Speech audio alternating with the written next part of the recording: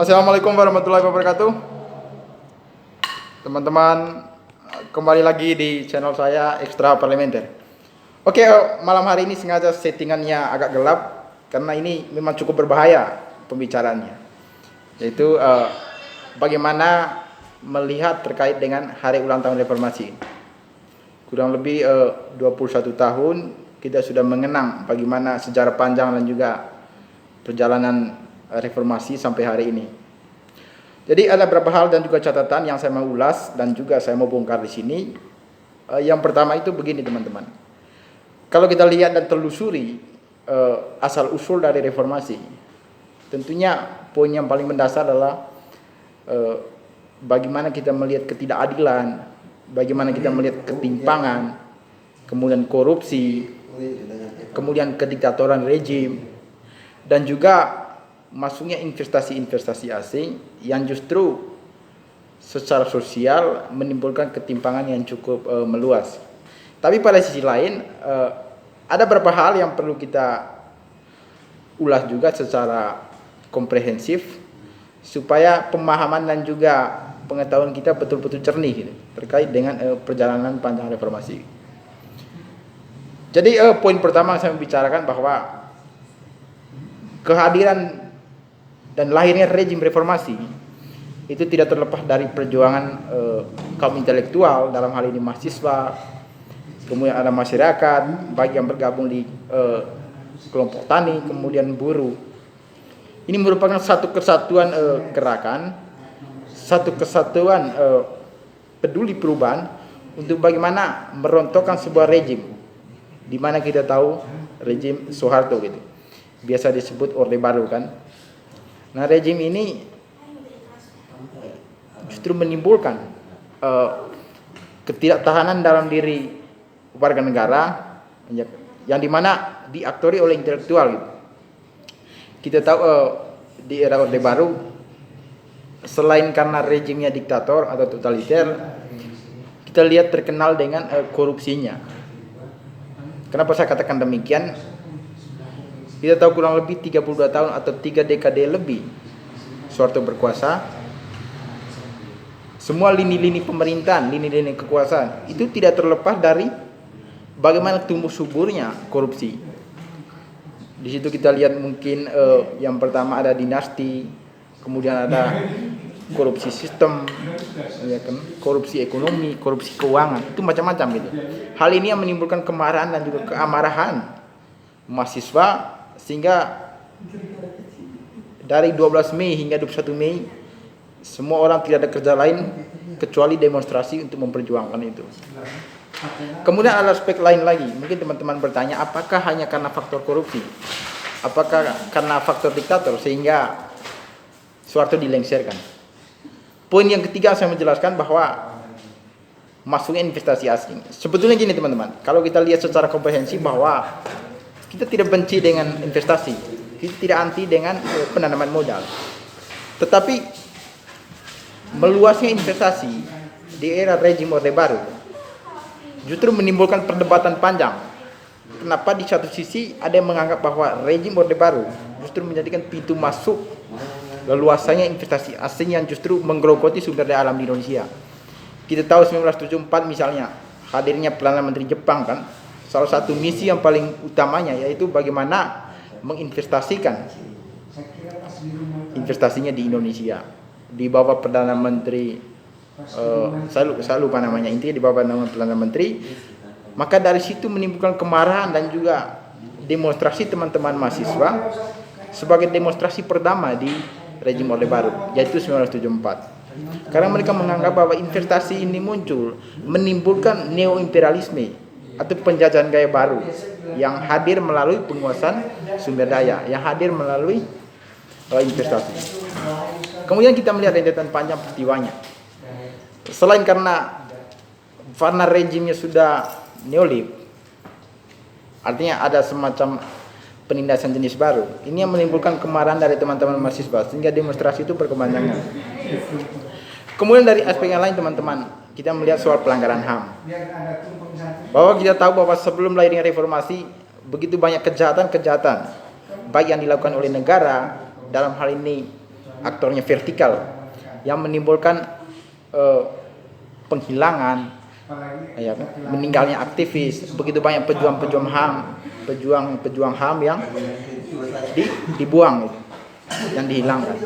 Nah, ini menimbulkan semacam akumulasi kejahatan, akumulasi penindasan, kemudian akumulasi ketidakadilan yang menimbulkan bahwa 21 Mei memuncaknya sebuah gerakan yang tidak bisa terbantahkan lagi, yang tidak bisa terbendung lagi.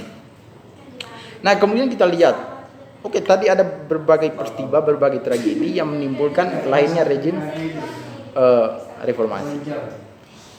Kalau kita baca misalnya, kira-kira setelah rejim Orde Baru lengser, runtuh, seperti apa tuntutan dan juga harapan teman-teman reformis atau orang yang memperjuangkan reformasi? Sejauh yang saya paham ada kurang lebih 7 tuntutan, ya kan, yang diinginkan oleh teman-teman mahasiswa, sehingga harapan di dalam dinamika berreformasi betul-betul mewarnai peradaban bangsa Indonesia yang bebas dari penindasan, bebas dari kemiskinan. Salah satunya hentikan budaya korupsi. Ini yang paling utama, teman-teman. Kenapa? Kita tahu bahwa rezim Orde Baru yang paling nampak kejahatannya yaitu korupsi. Di mana dari Sabang sampai Merauke begitu banyak masyarakat kecil yang korban akibat kebijakan segelintir elit, kebijakan dinasti politik rejim. Ini yang menyebabkan bahwa kaum reformis atau pejuang reformasi hadir untuk bagaimana korupsi sebagai penyakit utama dalam berbangsa dan bernegara harus dikupas tuntas gitu. Kemudian lahirnya yang kedua itu lahirnya sistem yang baru yaitu demokrasi. Artinya apa? Kita tahu bahwa penyekangan dalam sistem Orde Baru, ya kan, tidak adanya kebebasan versi Orde Baru menimbulkan kemarahan dan juga bludaknya perjuangan mahasiswa. Sehingga apa? Semua warga negara, baik ada dalam kekuasaan maupun di luar kekuasaan, bebas menyampaikan aja apa aja gitu. Kita tidak tahu bahwa tidak ada pembungkaman, ya kan, sehingga adanya kebebasan. Sehingga apa? Hari ini yang kita saksikan, hari ini yang kita lihat merupakan betul-betul mewarnai perjuangan kaum reformis di era 98. Kemudian yang ketiga, hentikan politik dinasti. Artinya apa, teman-teman? Kita lihat versi Orde Baru, ada yang melihat bahwa cenderung orang-orang tertentu yang mengendalikan kekuasaan. Ya kan? Artinya di sini kita bisa melihat bahwa ketika sebuah roda pemerintahan dikendalikan oleh politik dinasti, ini berbahaya. Orang-orang yang punya integritas politik, orang-orang yang punya etika publik untuk menjalankan pemerintahan, dia tidak punya ruang, bahkan punya ruang yang sempit untuk masuk dalam kekuasaan. Kemudian yang ketiga, bagaimana tuntaskan kasus pelanggaran HAM. Kita tahu, teman-teman, rentetan peristiwa, rentetan perjuangan, rentetan demonstrasi yang terjadi detik-detik tumbangnya rejim Soeharto memakan korban yang begitu banyak, terutama teman-teman mahasiswa. Ada yang diculik, dihilangkan, kemudian dibunuh bahkan. Sampai hari ini masih blur peristiwanya, sampai hari ini masih blur kasusnya. Kira-kira kapan ini diselesaikan? Ini yang menjadi pertanyaan bagi teman-teman aktivis HAM khususnya. Kemudian salah satu yang paling krusial yaitu bagaimana mengadili kroni-kroni rejim waktu itu. Artinya kita tahu, teman-teman, bahwa kejahatan waktu itu, terutama kejahatan kemanusiaan, itu tidak terlepas dari permainan rejim. Yang sampai hari ini menurut catatan dari aktivis HAM, ada yang masih berafiliasi dengan kekuasaan, ada yang belum diproses secara hukum, secara tuntas. Ini yang menjadi pertanyaan publik juga.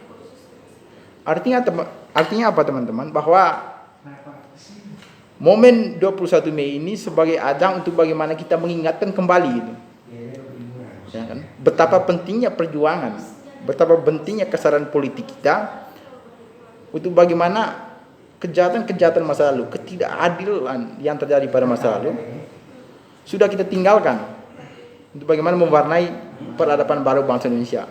Kita lihat, kalau memang salah satu poin dalam perjuangan reformasi yang menuntaskan korupsi, apakah korupsi hari ini sudah selesai? Justru yang terjadi hari ini, korupsi itu semakin hadir dengan cara yang cantik, cara yang elegan, sehingga kejahatan korupsi itu tidak pernah terbendung, bahkan merajalela dan semakin marak.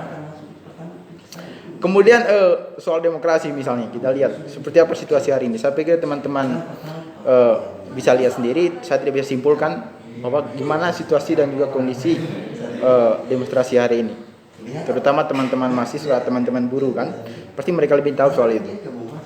Kemudian soal ekonomi, kita tahu teman-teman, salah satu prinsip dari perjuangan reformasi kita ya, bagaimana ekonomi itu betul-betul stabil, bagaimana ekonomi itu menjawab ketimpangan yang terjadi di masyarakat.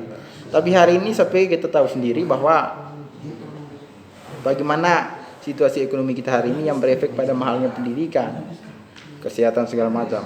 Ini yang menjadi pasti perjuangan kita. Kemudian soal pelanggaran HAM, saya pikir teman-teman bisa lihat sendiri terkait pelanggaran HAM hari ini. Kemudian soal arah baru bangsa Indonesia, teman-teman. Artinya apa? Kalau memang dulu kita memperjuangkan bangsa dan negara untuk bagaimana menghasilkan sebuah sistem politik yang sehat, sebuah rejim yang betul-betul menjawab hak warga negara yang setara. Tentunya hari ini kita tidak perlu ribut lagi. Tentunya hari ini kita tidak perlu bicara lagi. Tapi faktanya bahwa hari ini ada yang mengatakan bahwa situasi yang kita alami hari ini itu beda-beda tipis dengan situasi pada rejim sebelumnya. Teman-teman mungkin bisa lihat bagaimana kekayaan alam kita dikendalikan oleh segelintir orang. Bagaimana korupsi dilakukan oleh elit politik. Artinya apa? Bahwa misi dan juga prinsip yang diperjuangkan dalam rejim reformasi belum dituntaskan. Rejim Orde Baru belum dituntaskan di fase reformasi ini. Jadi harapan saya sebagai bentuk penghormatan kita terhadap perjuangan teman-teman mahasiswa di era reformasi, hari ini sudah saatnya kita sadar, sudah saatnya kita bangkit bahwa kebersatuan kita, kemudian kebersamaan dan juga kekompakan kita dalam memperjuangkan keadilan, dalam menegakkan dan juga mewujudkan hak warga negara, setiap warga negara itu bisa setara, bisa adil dan juga mencapai keadilan. Tentunya pertama-tama kita lakukan adalah sudah saatnya kita tinggalkan ego sifatnya identitas. Sudah saatnya kita bangkit dari kecelakaan sejarah masa lalu dan juga bagaimana kita menghasilkan sejarah baru supaya bangsa ini benar-benar hadir dan jalan pada rel yang sesungguhnya gitu. Yaitu rel keadilan dan kesejahteraan. Saya pikir masyarakat hari ini sudah sadar, terutama teman-teman intelektual, teman-teman mahasiswa, bahwa pikiran-pikiran kita yang dilahirkan dari benih-benih reformasi, pikiran-pikiran kita yang dilahirkan dari benih-benih perjuangan masa lalu, itu merupakan satu kesatuan nilai, satu kesatuan prinsip, supaya apa? Situasi hari ini yang dimana secara sadar atau tidak menjadi bagian dari situasi masa lalu yang kita tidak bisa bantahkan, yang tidak bisa kita bendung. Oleh karena itu, harapan dan juga masukan dari saya untuk kita semua, tinggalkan hal-hal yang sifatnya tidak produktif, tinggalkan hal-hal yang justru memelihara kebobrokan ini, tinggalkan hal-hal yang sebetulnya tidak memiliki manfaat untuk masyarakat, tidak memiliki manfaat untuk bagaimana menghadir kesejahteraan dan juga keadilan di lingkungan masyarakat dengan satu prinsip, yaitu perjuangan, yaitu perlawanan. Kenapa? Tanpa perjuangan, tanpa perlawanan, sebuah perubahan sosial, sebuah perubahan politik tidak akan tercapai. Saya pikir teman-teman, selamat malam. Ini sudah jam 12 malam. Jadi ini merupakan pandangan saya terkait dengan hari ulang tahun reformasi. Semoga jiwa dan raga kita tetap berpegang teguh pada nilai-nilai Pancasila, nilai-nilai perjuangan, supaya bangsa kita tetap maju dan utuh. Selamat malam. Salam ekstra parlementer.